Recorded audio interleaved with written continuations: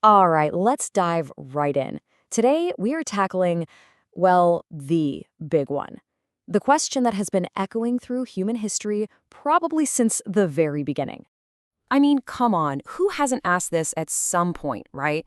It's the ultimate quest for meaning, is what drives so much of our philosophy, our art, and those deep late night conversations. We're all searching for some grand mission, some noble cause that makes it all worthwhile. But here's where things get really interesting. The source material we're exploring today presents a pretty radical idea. What if the problem isn't that we can't find the answer? What if the problem is the question itself? What if asking about your purpose is actually a trap, designed to lead you away from a much deeper truth? So, to get to the bottom of this, we've got to ask a different question first. Not what is the purpose, but who is asking? I mean, it's not your heart asking, it's not the universe asking. The question is coming from a very specific place inside of us. And that brings us to the ego. Now, hold on. We're not talking about being arrogant or full of yourself. Not at all. We're talking about something way more fundamental, that constant background sense of I that we all just assume is real. The source describes it perfectly. It's like a bug in our mental software, a glitch in the matrix that creates this false sense of a separate self. And this is the real kicker. This is where the whole conspiracy unfolds. See, the ego isn't genuinely looking for an answer about purpose. The very act of asking the question is a trick. It's a way to get you to unconsciously agree that the bug, the I, is real and solid to begin with. So if you break it down, the ego's got this hidden agenda, right? It asks, what's my purpose? But what it's really saying is, hey, just agree that I exist, okay? It wants a big, noble mission so it can be the hero of the story. And all of this, it's just a massive distraction from the one question it is terrified of. Who am I, really? Once you see this trick, it's like everything just clicks into place.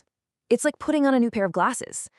All these big spiritual ideas we've heard about, like God and karma, they start to look completely different.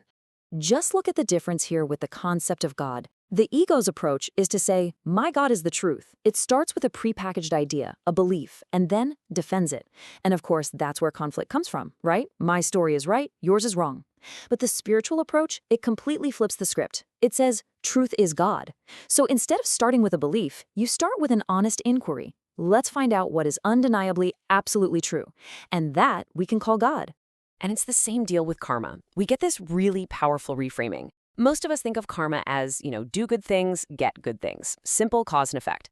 But this new perspective shifts the focus away from the action and puts it squarely on the actor, that little I who's doing the action. So the real point of karma isn't just about cosmic rewards and punishments. It's a feedback loop designed to help us see the I more clearly, with the ultimate goal of dissolving it altogether.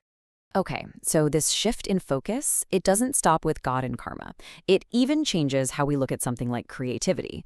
We have this romantic idea that great art comes from, this deep personal angst or longing. But what if that's just another part of the ego's story? So on one hand, you've got the ego's drive to create. It comes from this feeling of being incomplete, right? It's trying to fill some kind of void, to prove its own worth. And that just leads to this endless, restless cycle of wanting more, needing more validation. But on the other hand, you have true creativity. The source says this flows from a place of nothingness.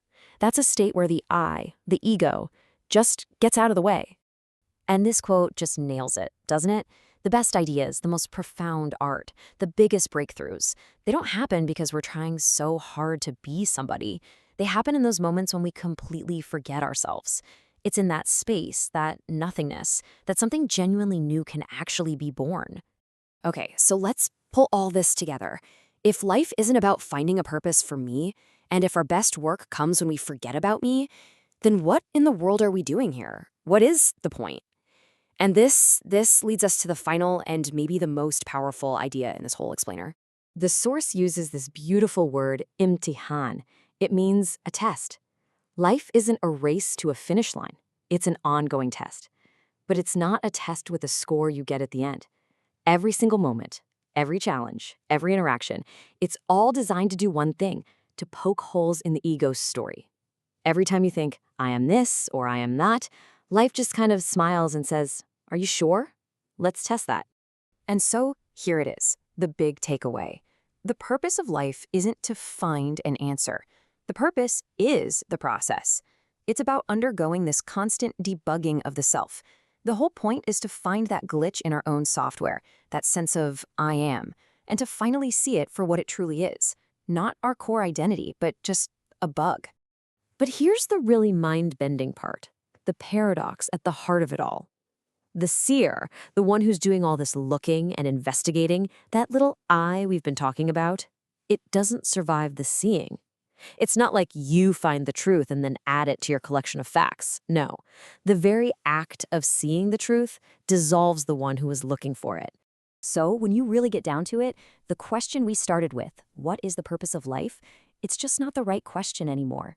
The real question, the one that truly matters, is this. Are you brave enough to actually look? Are you willing to put that most basic assumption about yourself, that I, to the ultimate test, even if it means the you that you think you are doesn't make it to the other side? Now that is an adventure worth having. Thanks for joining me.